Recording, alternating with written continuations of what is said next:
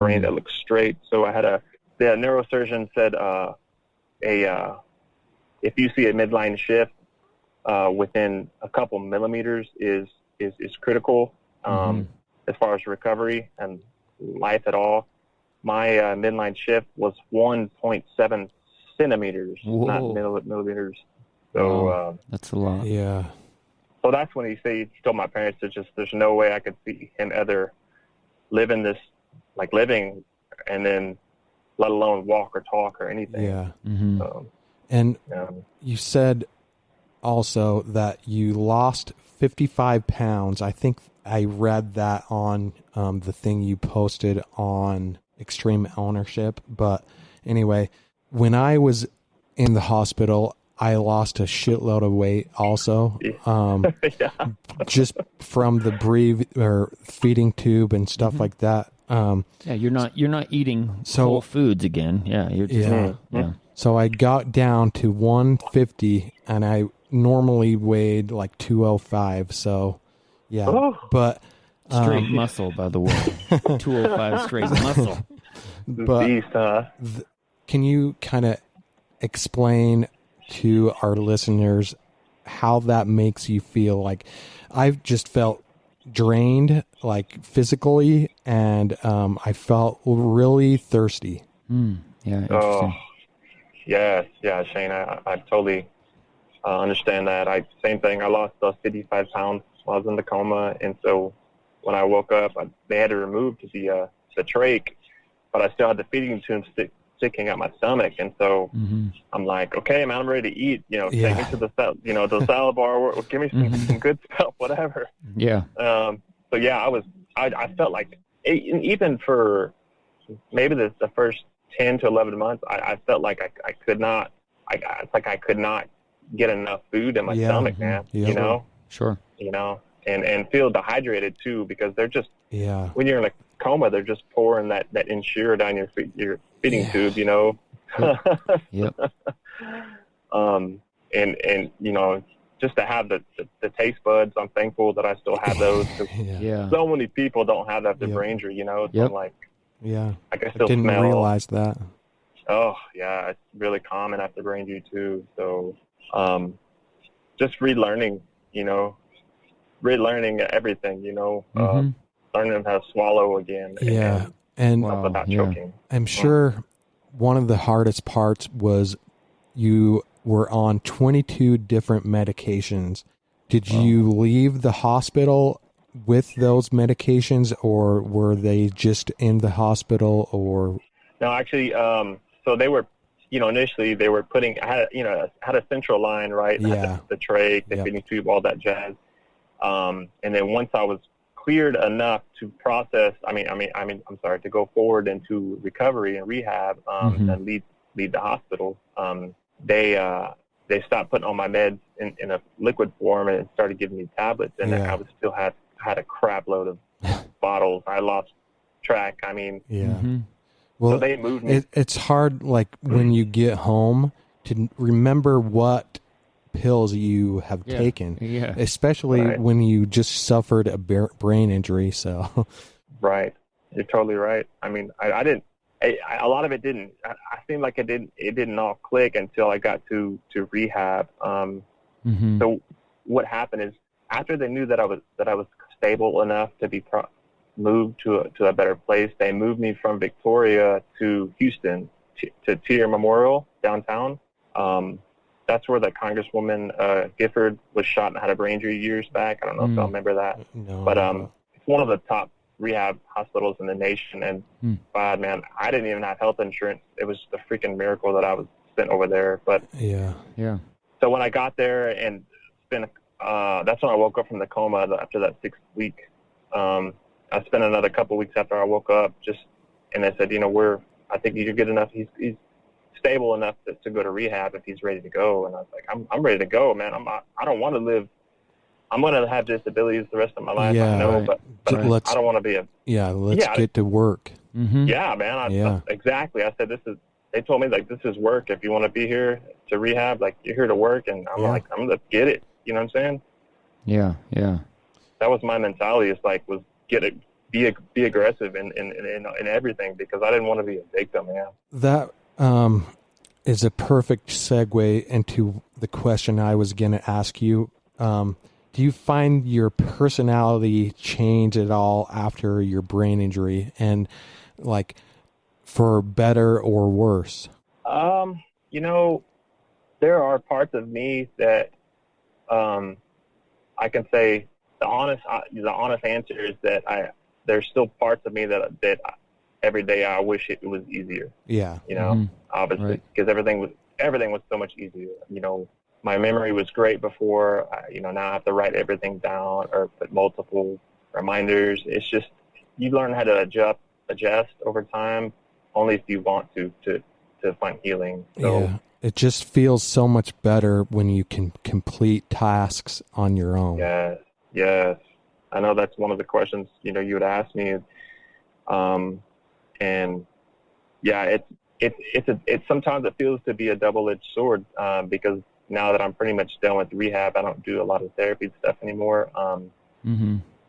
I love to do or try to accomplish tasks, like different tasks or projects. Yeah. Whether it's working on the car in the garage or charging bigger waves than what we usually therapy. Yep. Sure. But at the same time, it's the most humbling experience after brain injury to learn how to ask for help, man. Yeah. Sure. And so humbling. Independent life is so important. Oh yeah, totally. You know, because you wake up and you're like a baby. You know, you're in a. I don't know about you. I was Shane.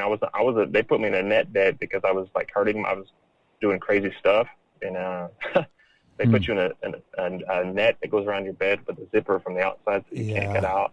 Wow. They just tied me down. Oh, yeah. It was horrible. That's trauma itself. Oh, yeah. You know? You feel like a monster, right? Yeah, I didn't know what was going on, and I would always be trying to escape my ties, and it's just, yeah. Yeah, and thing. when my parents would get to the hospital, they would talk the doctors into letting me off out of the restraints, and automatically I would feel so much more relaxed. Oh yeah, for sure. Yeah. Of course. So I want to touch on something really quick. You mentioned the like that you didn't want to be a victim. So you didn't want to have that victim mentality when you came out of this. You were going to go like full charge. I'm going to recover. I'm going to do this. Let's get it going. That mentality I've noticed is a common theme. Yeah. Amongst people that survive this kind of stuff. And I think that's one of the main things that gets people to survive this kind of stuff, is that they actually have the will to do so. Yeah. Instead of just like letting it happen to them, and they're like, well, I guess I'm going to be a vegetable for the rest of my life. Yeah. It's like, you guys all choose like, nope. Yeah. That's not going to happen. I think that's what it teaches you, like, to that attitude, just the never quit mentality. Yeah. Totally. Yeah, it's great. I don't believe that everybody has that, or I think I know. Yeah, I don't know.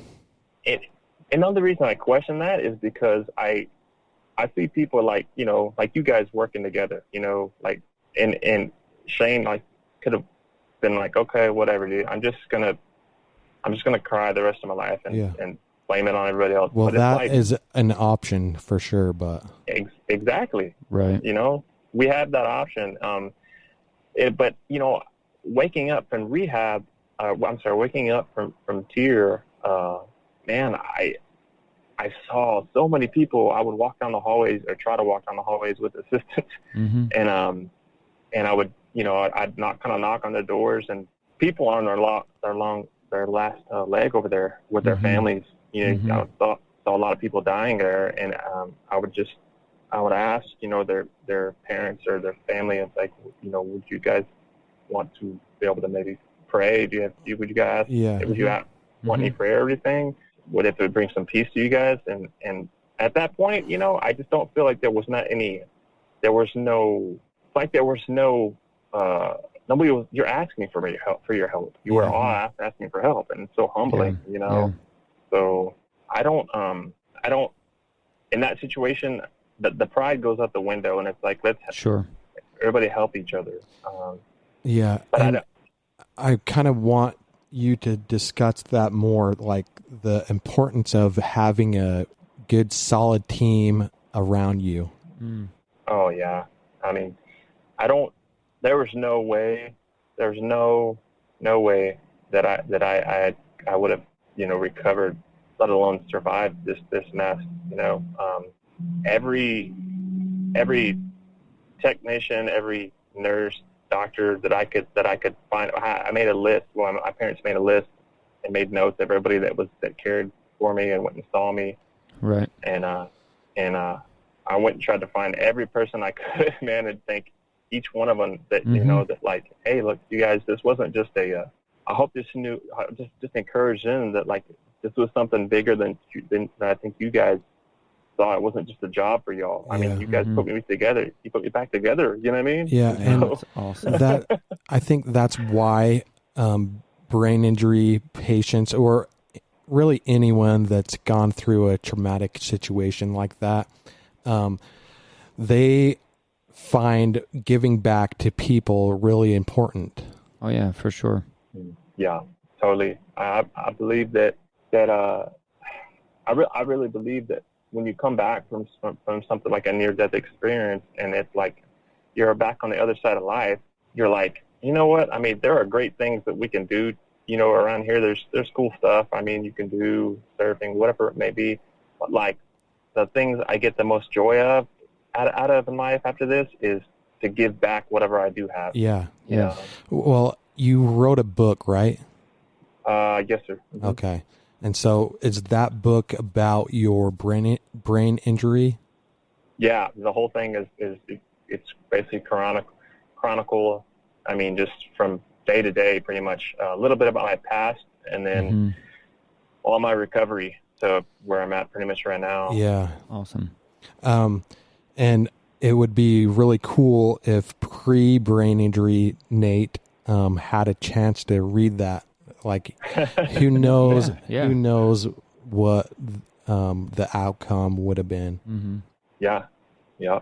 So it's important for other people to read this book. It also, totally is. Yeah.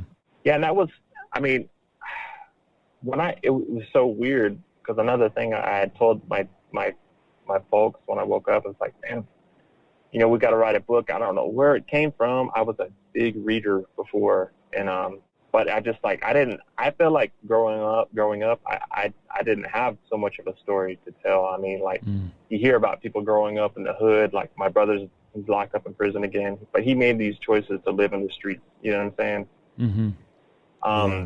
So, I had my parents, my dad grew up in the projects. He made a great business for himself, and I was, we were not rich, but he gave what we needed. You know what I mean? Yeah, for sure. So I never had a real story to tell. Yeah. And then when the brain injury happened, I was like, oh, dude, we got to tell the story, because there's so many people with brain injuries. Yeah, that could use that. Yep. Yes, because I didn't know anybody, like I said, once again, that had a TBI until I woke up from the TBI hospital, and I'm like, this could encourage so many people, but I knew there was a lot of work to be done first. Right. So, I mean, talking with you guys now is like I said, now is a form of therapy. It's a blessing right now, because I had, more than anything, I had speech issues after the brain injury. Big time. I've heard you talk about that too, and so it was like we're on the same page with so many things, man. Yep. So, and I want to talk. Sorry, I want to talk about victim versus survivor. Like, no matter how hard it gets, only quitting is defeat. If you're still breathing, you're still in the fight. I feel like that's powerful, because I listen to I know you know too. I listen to a lot of Jocko stuff, and I kind of stole that from Jocko. That's so encouraging. So encouraging, because I don't know if that's something people are born with. I don't know, But I did, like I said, I saw so many people